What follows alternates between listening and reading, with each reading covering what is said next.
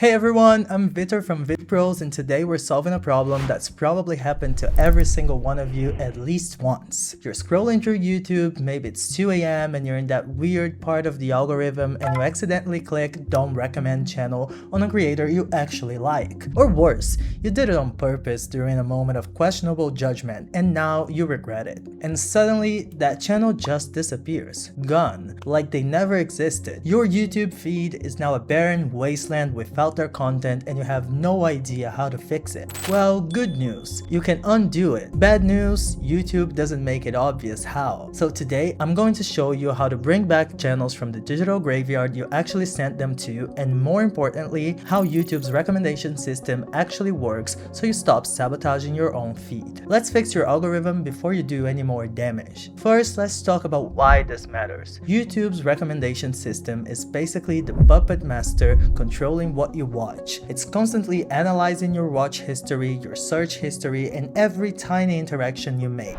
including that time you rage-clicked Don't Recommend channel on a video that autoplayed while you were making coffee. The algorithm is trying to help you, honestly. It wants to show you content you engage with because that keeps you on the platform longer. But here's the problem. It takes your feedback very seriously. When you tell YouTube don't recommend this channel, it's like putting that creator on a permanent block list from your account. And unlike a bad relationship, there's no drunk texting to get back together. The algorithm just doesn't send you "are you sure" messages. It just immediately starts pretending that channel doesn't exist in your personalized universe. This is especially frustrating when you realize that one impulsive click has now cut you off from a content creator you actually enjoy. Maybe it was an accident, maybe you were in a bad mood, maybe you clicked the wrong option because YouTube's mobile interface is designed by people who apparently hate clarity. And whatever reason, that channel is now invisible to you, so it won't show up in your recommendations, it won't appear in your suggested videos, and you basically never know when they upload new content unless you manually check their channel, which, let's be honest, you're never going to remember to do. Let's break down what's actually happening behind the scenes, because understanding this will help you fix it. YouTube's algorithm collects signals from everything you do. Watch history? Check.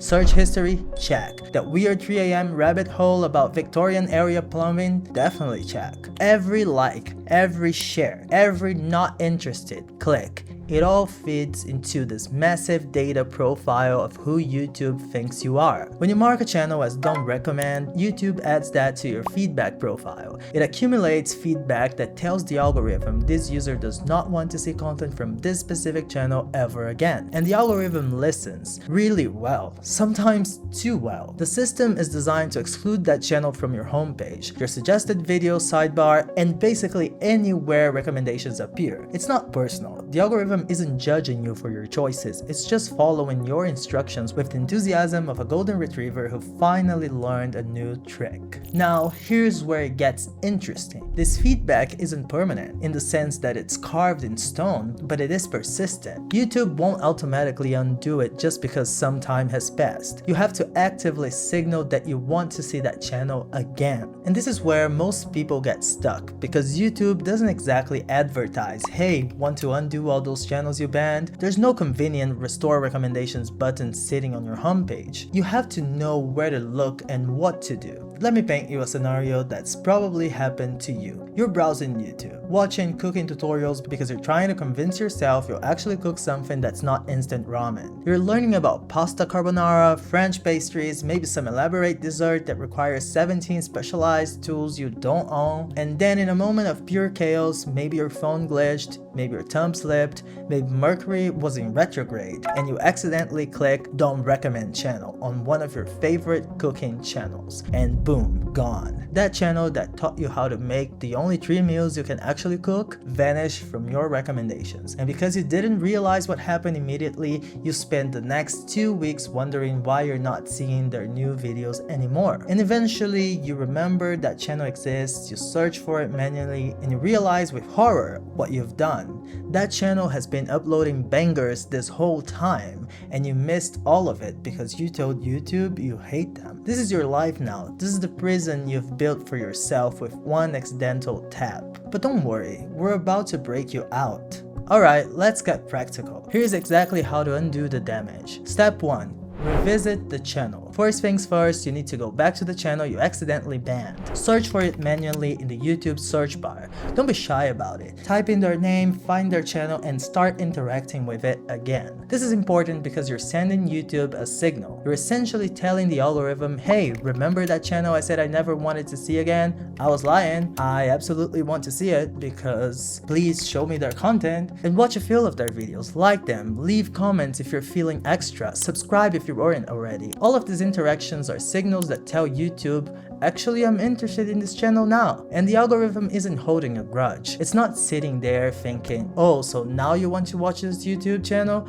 after what you did? It's just updating its data profile based on your current behavior. Algorithms don't have feelings, they just have data points. But here's the thing, this alone might not be enough. YouTube has accumulated feedback from your don't recommend click, and you need to do more than just visit the channel once. You need to show consistent interest over time to really convince the algorithm that you've changed your mind. Step 2. Clear or manage your watch history. Your watch history is a massive driver of recommendations. If you want to reset YouTube's perception of how you feel about a specific channel, you can manipulate your watch history to remove negative signals. Here's how to do it. Open your YouTube account and look at the left-hand menu. Click on History. This shows you everything you've watched. Find videos from the channel you want to restore. Delete specific interactions that might have contributed to the don't recommend feedback. By removing those negative data points, you're essentially giving YouTube a cleaner slate to work with. It's like selectively editing your own behavioral profile. Step 3. Reset feedback for specific channels. Now we're getting into the deeper settings. This is where most people give up because it's not intuitive, but stay with me. Navigate to the activity banner on the left-hand menu of your YouTube account. You're looking for something called Manage All Activity. Click on that, then find Other Google Activity. This is where all your accumulated feedback lives. We're talking search history, viewing history, and yes, those don't recommend channel clicks you made in moments of weakness. In this section, you can review and delete specific feedback. Find the entries related to the channel you want to restore and delete them. This removes the negative signals from your profile entirely. Step 4. Adjust your Google activity. Here's something most people don't realize. Your YouTube recommendations are influenced by your broader Google account activity. Your Google searches, your location data, your Gmail content, it's all connected in Google's ecosystem. Go to your Google account settings, then navigate to Other Google Activity, review and clear feedback tied to searches or viewing habits that might be affecting your YouTube recommendations. By cleaning up this data, you're giving YouTube a fresh perspective on what you actually want to see. It's like a reset button, but you have to manually press it in 5 different places because Google loves making things complicated. Let's talk about what happens after you click Don't Recommend channel, because understanding this helps you avoid future mistakes. YouTube collects signals from everything: how long you watch videos, which thumbnails you click on, when you stop watching mid-video, all of it matters. Don't Recommend channel is one of the strongest signals you can send because it's explicit negative feedback. When YouTube receives this signal,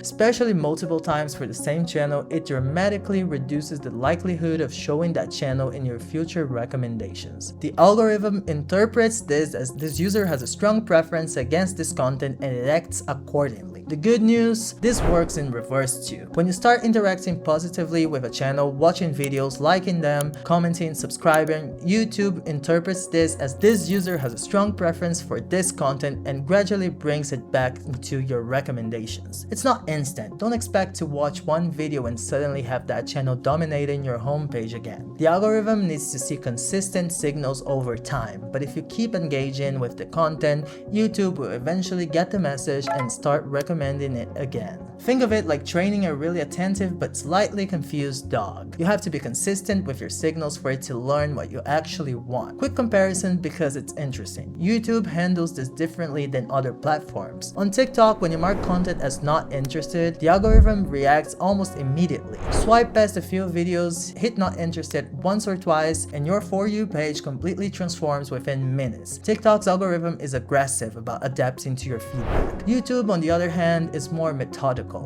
Changes take longer to implement, and undoing feedback requires more deliberate action. This is partly because YouTube's recommendation system considers more factors: your years of watch history, your subscription, your Google account data, so it's less reactive to individual signals. The trade-off is that YouTube gives you more control through detailed activity management, but you have to know where to find those settings. TikTok is simpler, but less granular. Pick your poison. Speaking of controlling your YouTube experience, here's something to think about. You're spending all this time managing your recommendations and curating your feed, but what about the content you're actually creating? That's where Vidpros comes in. We're offering a $100 trial for 1 full week of professional editing, your choice of either 8 to 10 short videos or 1 long-form video. And here's why this matters for YouTube's strategy. While you're busy managing your algorithm and figuring out what content actually works, we're handling the editing so you can actually focus on creating. Think about it. You can spend hours editing your own videos, or you can let professionals handle it while you focus on research, scripting, and understanding what your audience really wants. Your feed is curated,